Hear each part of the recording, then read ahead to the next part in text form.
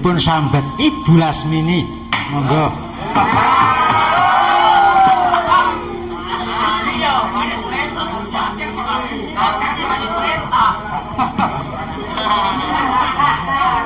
Ketiban sampur. Ketiban sampur. Anjas marari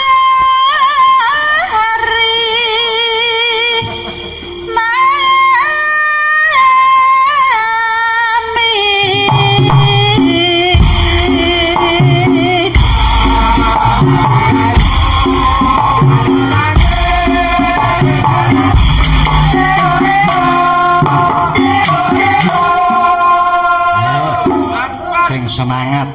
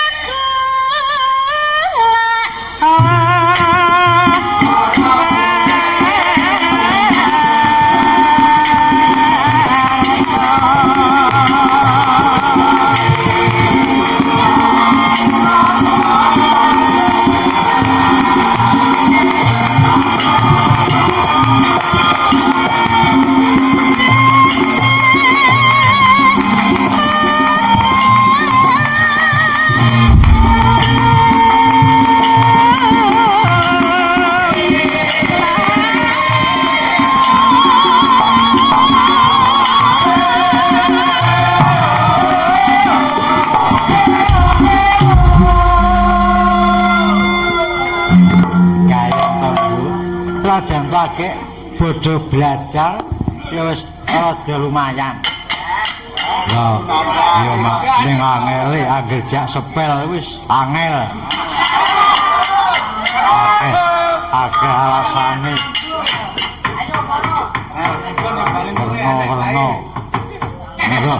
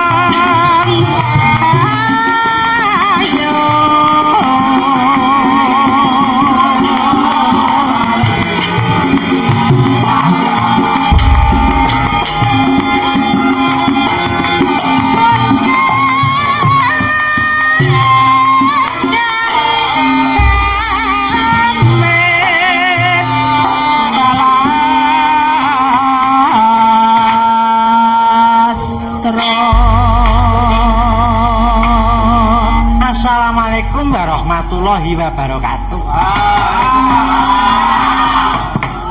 Kula ngaturaken kula nuwun wonten RT sekawan Padukuhan Pejaten. Ya, Mak. Kula ugi paguyuban Jaring Palugon nderek mangayu bagya. Sowan wonten dalu punika. Ya, Mak. Wigatine apa, Mak? Iki kok gilar-gilar papane jembar, lampune padhang. Ana gamelan sindru pelok komplit ditabuh para waranggana, para wiyaga uga ana ibu waranggana. Nduk. Kalenggan iki dusun Pejaten nganeke sedekah lebar panen, sedekah bumi. Iya, Mak.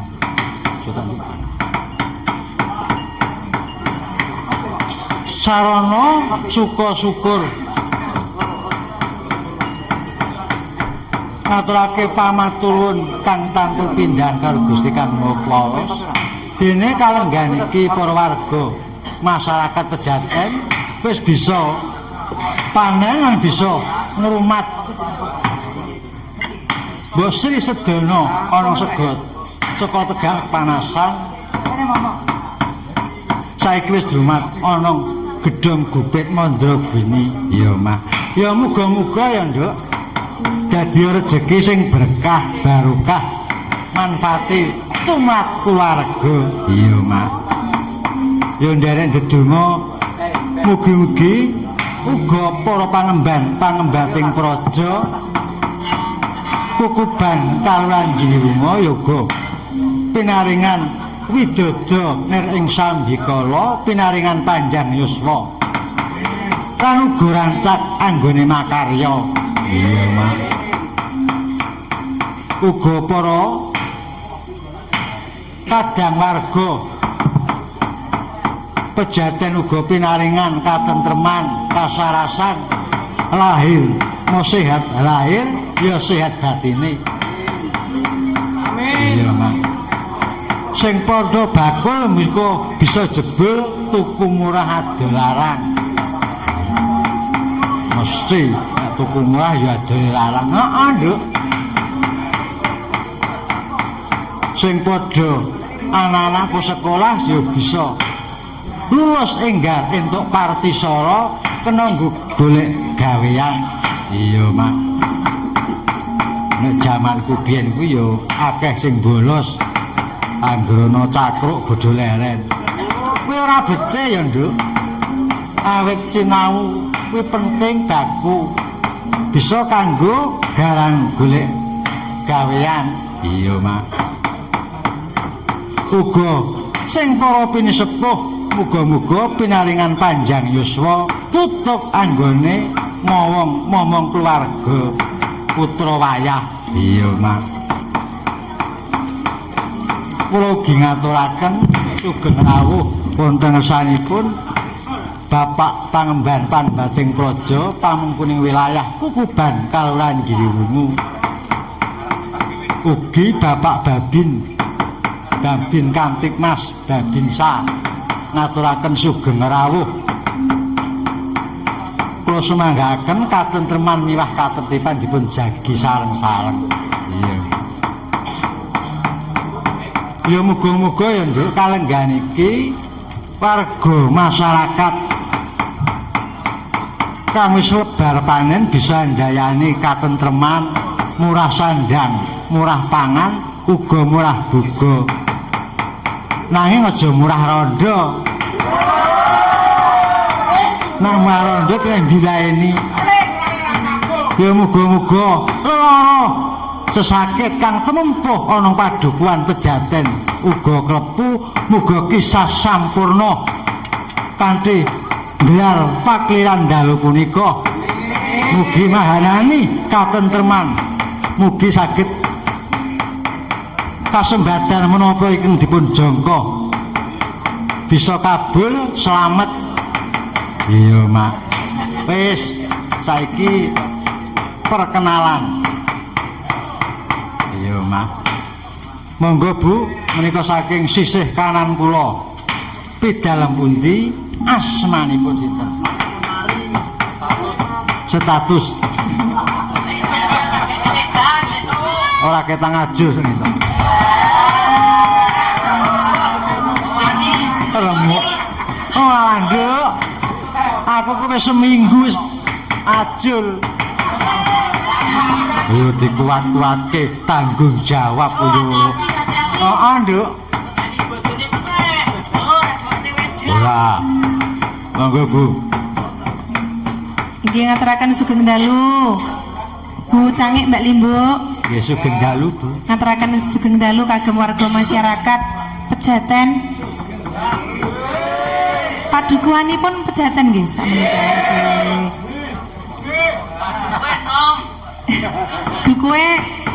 dukuhe nom Bu dukuhipun rawuh nggih iki wis ora golek garapan Nduk iki wis ora ngeser dukuhe sing esuk Pak Dukuh Bu Dukuh ya ngeser kepripun jenengan ki nggih monggo Mbok nggih nganu napa jenengan ki mbok gadahi kapok to, Pak. Padune Kalau wingi nika lho. Kalau wingi nika lho jenengan ki wis ora dikeparengaken napa mlebet wonten ing sentong nika kalian Ibu to. Kalau rumiyin lah aku ki kanca sekolah ya Bu, dadi ora iso ninggalke kowe. Lah nalika SMA biyen kanca. Apa ya, Mak? Rene jenengan ki SMA to. Kowe kancaku.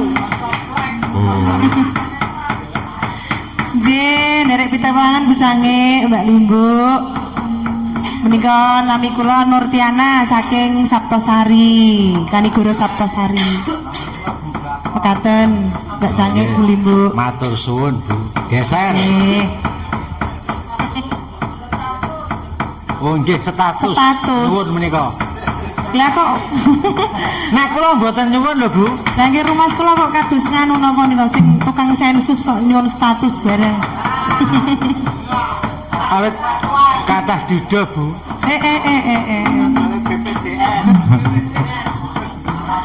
Statusipun dipun kinten-kinten kiambak kemawon. Status saya ora cetha kok, Nduk. Kok ora cetha. Lah nggih dipun kinten-kinten kemawon mengke nek kula matur sampun gadah simah enten sing boten pitados. Nek matur perawan enten sing boten pitados. Ngaten. Ora perawan kok gandul-gandul. Monggo pun lajengaken bujange. Monggo Bu, geser. Kula mboten sah ditepangke pun do apal. Bu, menika wonten penonton saking Amerika. Jadi kersane pono. Pundi sik saking Amerika.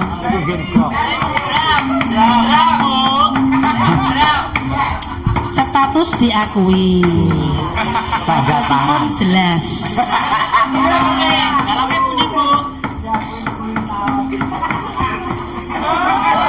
Maling-maling dalem. Monggo Bu, geser. Niki sedaya janipun tepung kabeh niki. Pun kabeh pun tepung Mbak Parsia, Mbak Sudilah, kula dhewe nggih kabeh pun do tepung. Wes anggere nek dina wage ten Tegundi nika Suwe ora jam gitu. Pun ngaten mawon.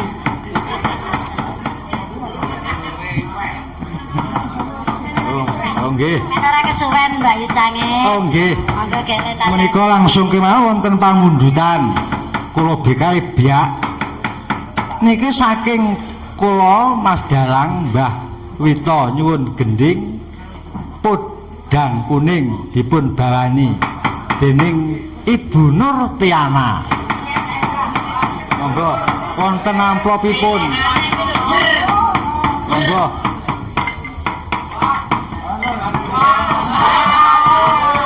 Niki diparengke kula to Pak Dalang. Masya Allah.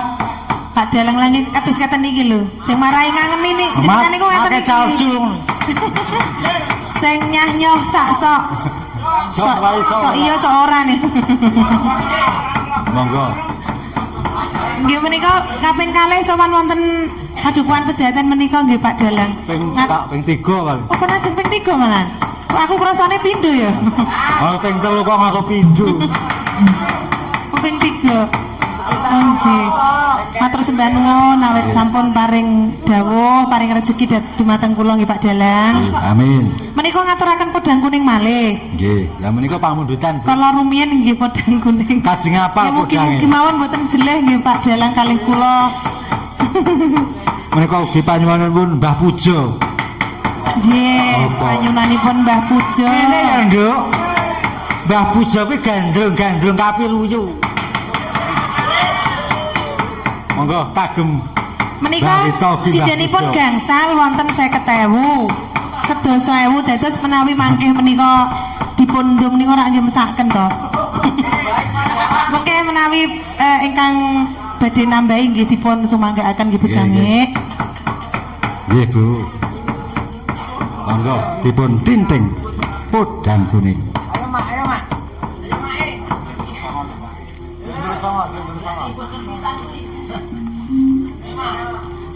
Nadyan wujud temong peksi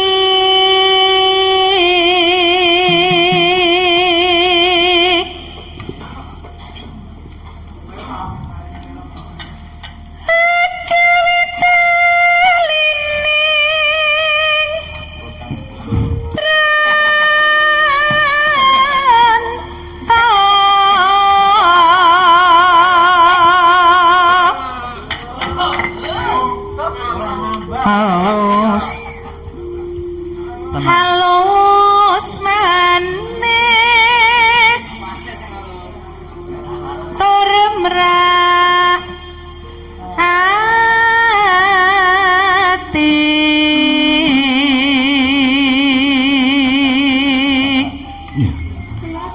nyunyut kok nduk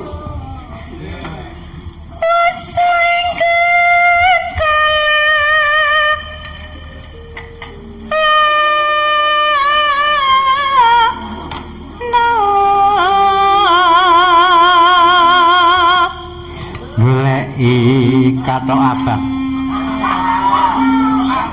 goleki napa Pak katok abang goleki si podang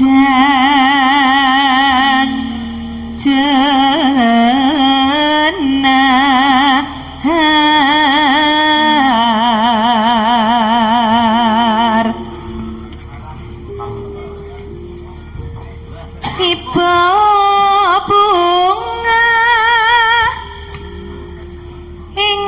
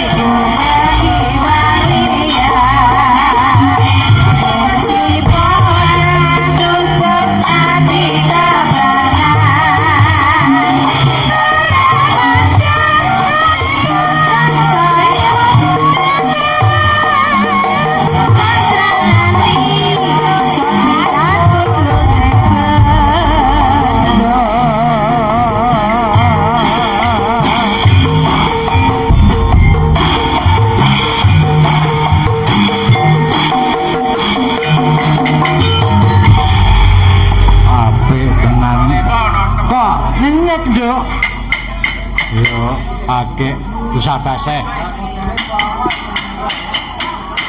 Ki matur nuwun Bu sampun dipun pinangkani. Kanca-kancane jalatian nangil. Dadi basah-basah. Nggih Pak Dalang mugi dados norena wonten ing ngersanipun ingkang sampun paring rezeki kala wau. Nggih. Menika Mbah sinten kala wau Pak Dalang? Mbah Wito. Mbah Wito. Mbah Wito nggih. Mbah Wito menika tasih lenggah nggih Pak Dalang. Nggih. Matur sembah nuwun paring rezekinipun Mbah Wito. Nggih. Sami-sami Bu. Nika ugi wonten pamundutan saking rencang-rencang. Rene kalenggan punika wontenaken merti dusun.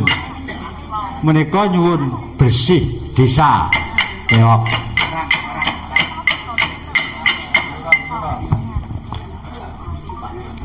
Monggo dipun bawani.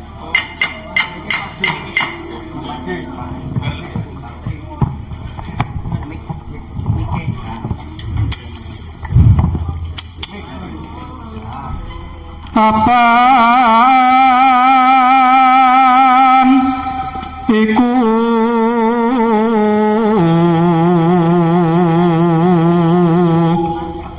Angos dadi kuat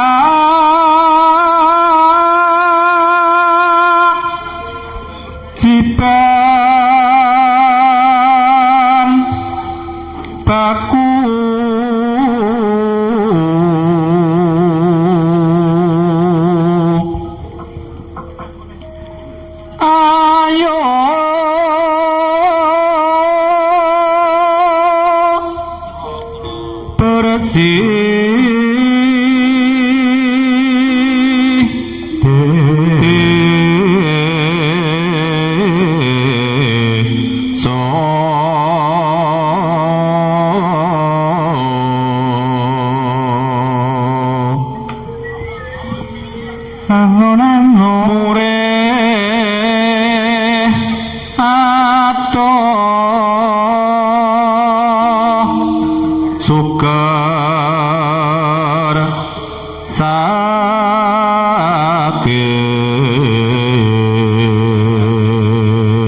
tabuh cekel Gia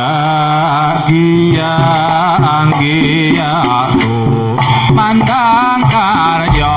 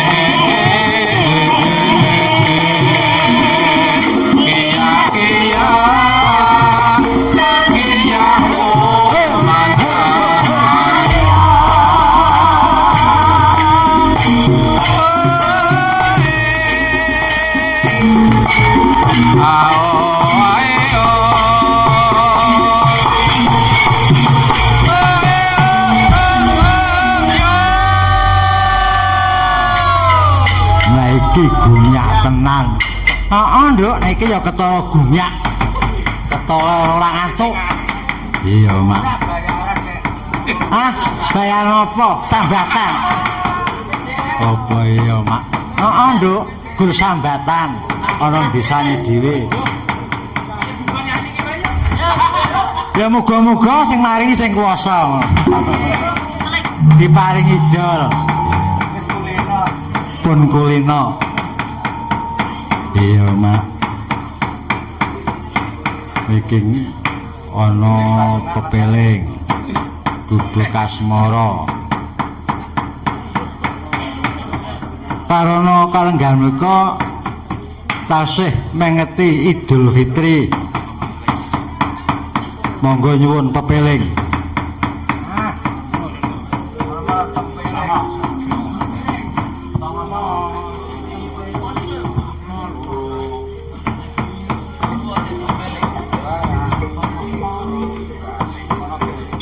Dinten ingkang sae. Iya, Mak.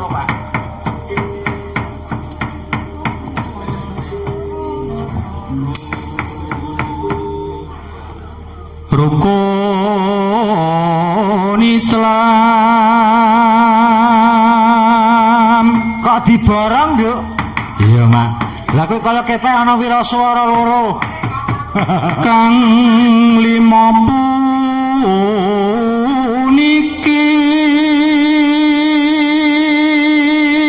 Katindakno mring para sesama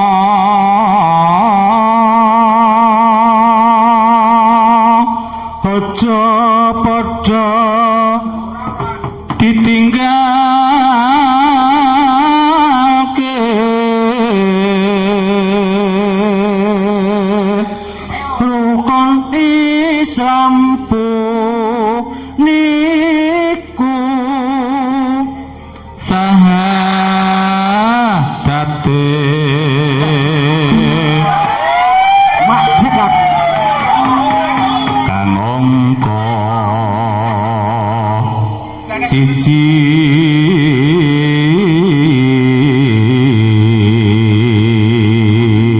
kang angka loro salat dene kang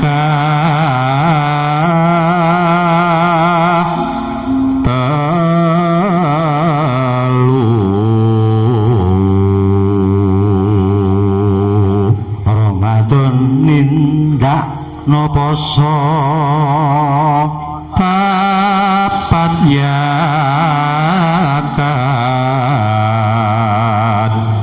ping 5 ngibadah haji rukun Islam rukun Islam pepeling cok pepeling orjo sesibeman no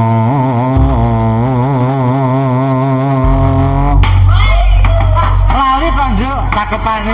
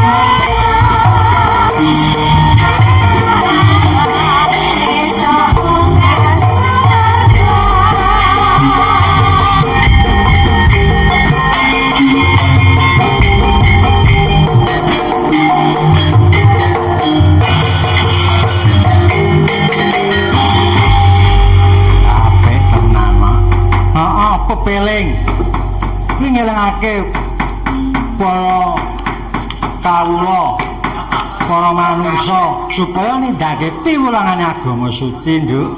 Iya, Mak. Awit yen agama kuwi kebutuhan batin, kebutuhan lahir yang ngene iki, seneng-seneng supaya ngrabuk yuswa bisa panjang yuswa, nanging aja ninggalke kebutuhan batin awit bisa nuntun marang dalan kang becik, nindakake piwulang agama suci. Agama apa sing tak rasuk kuwi ditindakke. Oh, Mak. Menika setunggal malih wonten teneng biar pamundutan caping gunung Ibu Lasmini niki saking wiyaga lho. Uduga sapa-sapa niki dipun jenglengaken kajenge Temboja.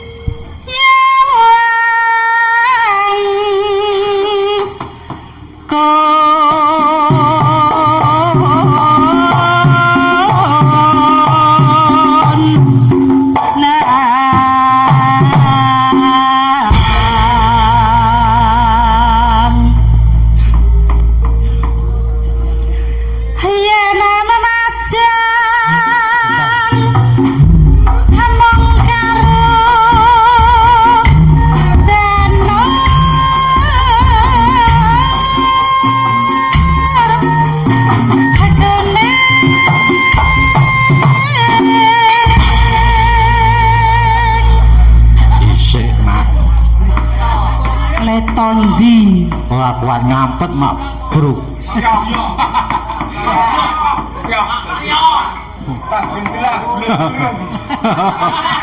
Gilani takut dani. Ayo sapa sak gudang? Kakangku Kakang Wasjo. Oh iya.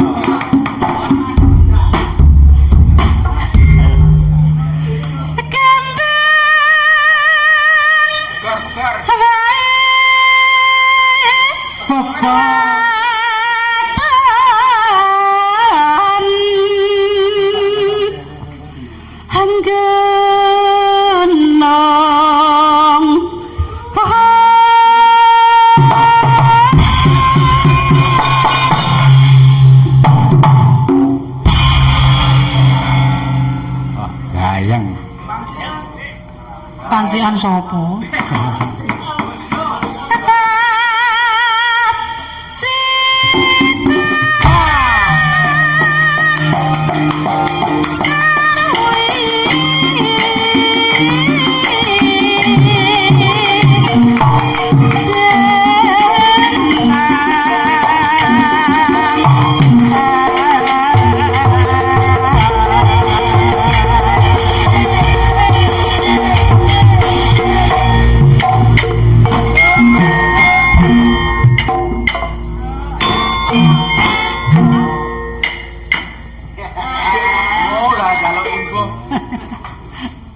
Gleng. Kuwi garapan kono. Oh, garapan kolon kono. Kono. Heeh. Gleng.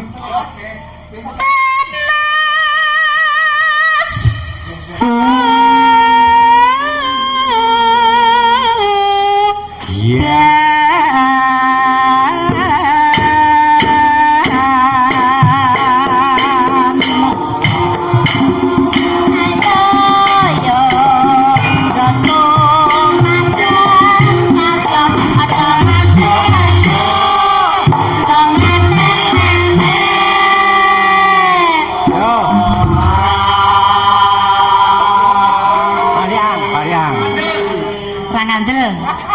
Parian Bu. Parian kagem padukan pejaten. Panas hutan panas aling Oh.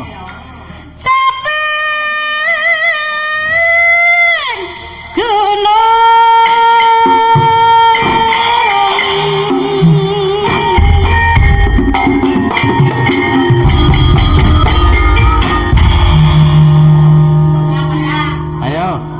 Tembok teng selone.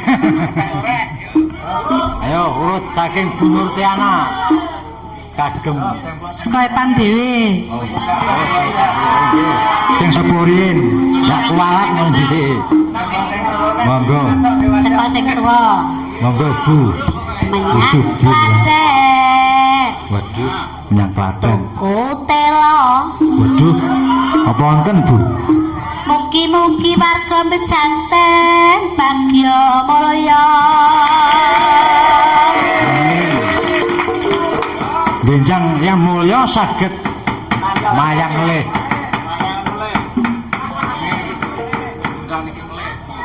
Ora Bu. Ngarep damen Waduh. neng Kutha Arjo. Wah. Lenyater kadewan. Warga Pejaten tambah kuncara. Kuncara. Angger pangemban pangbating praja karo kawula manunggal tetunggalan ya mesti dadi kuncara.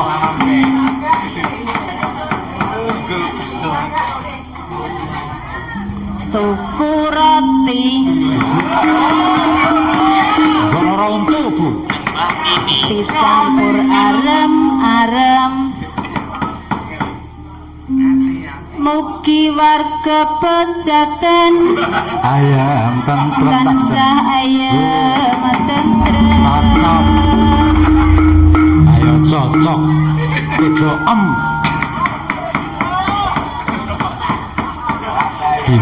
Giblah. Tuku jadah Lah, tiba giblah to. neng Wonosari. Sayup Bu. Aduh. Warga masyarakat Pejaten murah rezeki. Ana jadah kok tiba N. Lah niku rak ya pulentur nglengket to. Nek jadahe nggih jan denggonjo Bu. Jan paring lengket. Apa arep jadah ulen-ulen? Ayo Bu. Ayo Bu Nur. Tuku aren. Anyaran lu wis rene-rene ora pati kepen. Terus Jarene ngono.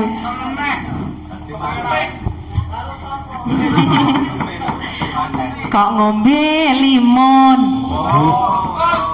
lemes. Muga masyarakat Pejaten tansah guyub rukun.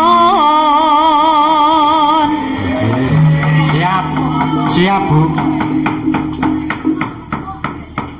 Oh.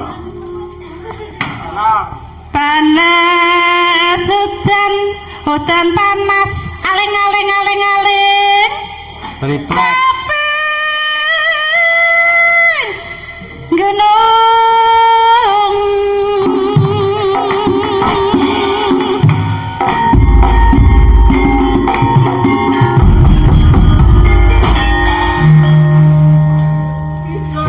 Boten sah ora dadi ya gak nyanyal. Sembarangan. Henatian